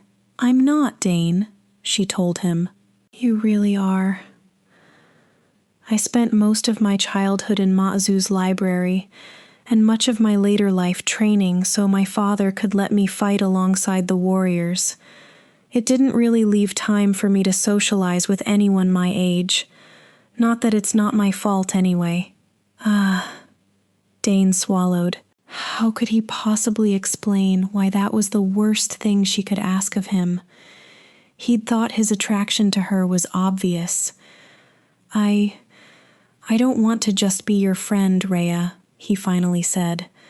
I don't flirt with my friends. She stopped in her tracks. So suddenly Dane feared he'd offended her. I mean, of course, being your friend is a natural first step. I just mean, I don't want to just be your friend for the rest of both our lives. When she stayed silent, simply staring at him with an unreadable look in her eyes, Dane started to wish. Reya, his voice came out on a sigh. I didn't mean to offend you with what I said. And no, I do not simply want to make you a bride. That seems like the least of your needs right now. And no, you being the child blessed was also not a factor in this. So, when he looked at her, he saw that her eyes had started to shine, and not with tears. Are you saying you have taken a liking to me, Black Wolf? She finally spoke, and laughter bubbled beneath her words. Relief settled on Dane's shoulders as heavily as a load of wood, and he smiled. Reya eyed him, her eyes brimming with mirth. I would never have thought you had it in you. You know, seeing as you held your sword to my throat before I even knew your name, Dane scoffed indignantly at her words. You don't say, he drawled. I seem to remember not causing any harm, while a certain fiery-headed sprite shot her host up a wall for a single comment. Single? She cut in angrily, coming up to look him in the eye, and Dane laughed at the fire he saw flashing in her eyes. Reya blushed as soon as she realized the irony, and would have walked away if he hadn't wrapped his arms around her in that instant. She stayed still rebelliously in his arms for a moment, before relenting and bringing her arms up and around his waist. They stayed in silence for a time. Dane's nose nestled in Reya's hair, until she pulled back halfway to tell him they had better be on their way. Dane glanced up to see the town still in the distance, and a momentary confused frown stained his features before it melted into a small smile. Reya, he started, your people are searching for you. She blinked and stared up at him disbelievingly. He nodded, as if to assure her he wasn't lying, and took her hand again to lead her down the forest path. It didn't take another hour for them to encounter the first of the search party that, unbelievably, had been working tirelessly to find Reya. Dane looked over to see Reya fighting tears as the searchers they met realized that she was safe and sound and started celebrating, calling out for the others to come see. He stepped aside to let them lift Reya, who started crying then, onto their shoulders and carry her back to the town. He watched for a while as they disappeared into the distance, a small, bittersweet smile playing on his lips. He'd be back for her. He hoped she knew that. Wait! Dane stopped and turned to see Reya running to him. He frowned as the cloak slipped off her shoulders, then grinned when she didn't even stop to pick it. His arms were already more than open when she jumped into them. He lifted her off the ground, and she wrapped her legs around his waist, holding on to him like she didn't want to let go. Dane could sympathize. A very big part of him was not willing to let go of her either. "I don't want to either," Reya finally said. Dane pulled away slightly to see her looking down at him with eyes that were glowing with mischief and something else he wasn't sure he recognized. "What?" Reya shook her head, smiling past the tears on her cheeks. "I don't want to just be friends either." Dane could hardly believe his ears, and he didn't have time to respond when Reya pressed her lips to his. He smiled into the kiss and hugged her tighter, neither of them caring that potentially her whole town was watching. He'd definitely be back for her. Bonus chapter: The Lovers. 2 winters later. The moon that night was beautiful. Reya walked through deserted streets that usually hosted 1 or 2 groups of babbling children and adults, at the very least. So intent on her destination, she didn't notice the light of the moon bathing the town a bright amber hue. It was a significant night, albeit a beautiful one. Behind her, the sounds of the town in the throes of festive celebrations chased birds from their perch and rustled up the otherwise still night. And still, Reya took no note. The road she was on bled out into the forest path behind the hut 𝒏𝒍𝒂𝒚𝒍𝒊𝒔𝒕 had lived in for nearly a century, and she hopped onto the familiar trail. Within the hour, she caught sight of a landmark she was well acquainted with, and her steps slowed. She looked up at the sky. The moon was almost at its highest mark. It was almost midnight. Dimly, Reya wondered what Dane would think of her attire. Clad as she was in all white, she worried he might think she was hinting at wedlock, which she was, and might find her impetuous and arbitrary, which she was.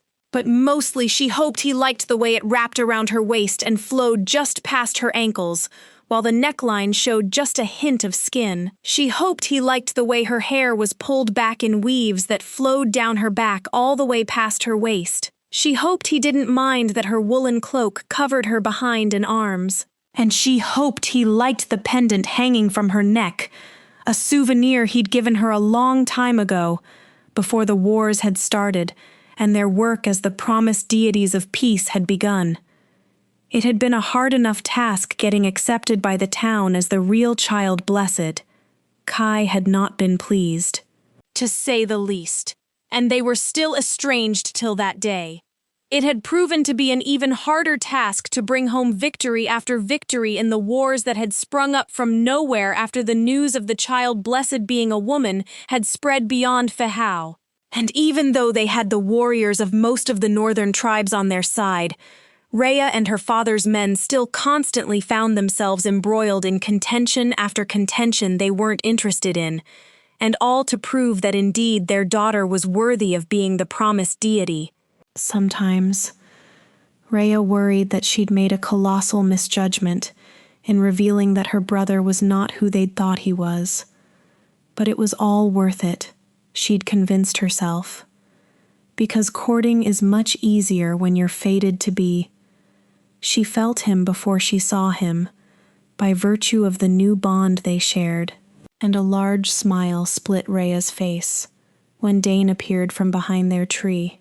He must have shifted to get there, because his fur was still retracting into his pores, and his lips pulled into a grimace before melting into a smile at the sight of her. She watched him pull his clothes on in a sequence she had committed to memory, having seen it several times already. Her smile widened when he straightened, and she saw that he was in an attire that was mostly dyed white as well. But he took no notice of the coincidence as he came forward and enveloped her in an embrace that spoke all the words he could have said, and much more.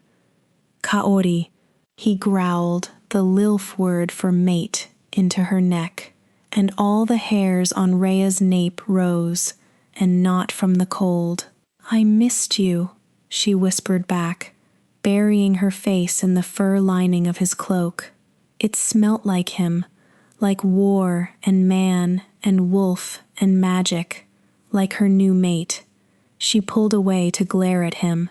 But you took so long to get here! Dane gave her a grin that had already burnt itself onto her heart. It takes much longer than you would know to get here when you don't have magic at your fingertips, he told her, before taking her hands in his and pressing his lips to the back of each one. But I promise, even if it means cuffing myself to a sorcerer, I'll get one to get me here next time.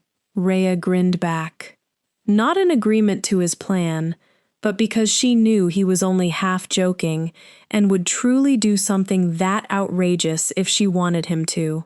Dane had proven over and again that he would do anything for her, and it pleased her only because she would also do anything to make him happy. So, he crooned, leaning in to nuzzle her nose. Is all forgiven now? She smiled. I don't know. Why should I let you off that easily? The kiss he pressed to her temple split into a grin at her words, and Reya felt two of his fingers lifting her chin so she could meet his eyes. They shone with so many emotions Reya got the sensation of being covered by a warm cloak on a very cold day. I love you so much, Reya, he murmured, staring so deep into her eyes it felt like he was looking into her very soul. And it was not altogether an unpleasant feeling. Don't you ever forget that, Reya nodded. Just before Dane pressed his lips to hers, she leaned into the kiss, tightening the arms she tucked under his cloak around his waist. Dane always told a tale with his lips when he kissed her, sometimes sweet, sometimes bittersweet, but sometimes, like on that night when the moon shone bright amber, it sparked a deep, overwhelming connection that she knew he could sense. He growled softly against her lips, and the kiss deepened. Reya felt her cloak slip off her shoulders, revealing the dress she wore underneath. She felt Dane's hands trail down her arms to rest first on her elbows, then on her waist. She could feel everything, the promise in his touch, and the intensity of their bond.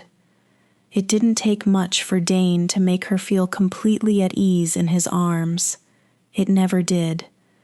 And when Reya felt his gaze focus on the quiet space around them, she knew that in this moment, nothing else mattered but the two of them. Only a faintly thought word later, they were lying in the cave, carved into the mountain face where they'd first met. Reya's back pressed to a soft sleeping pallet she'd made sure to conjure up as well. Dane's eyes shone with mirth as he took note of the new addition to their usual scene.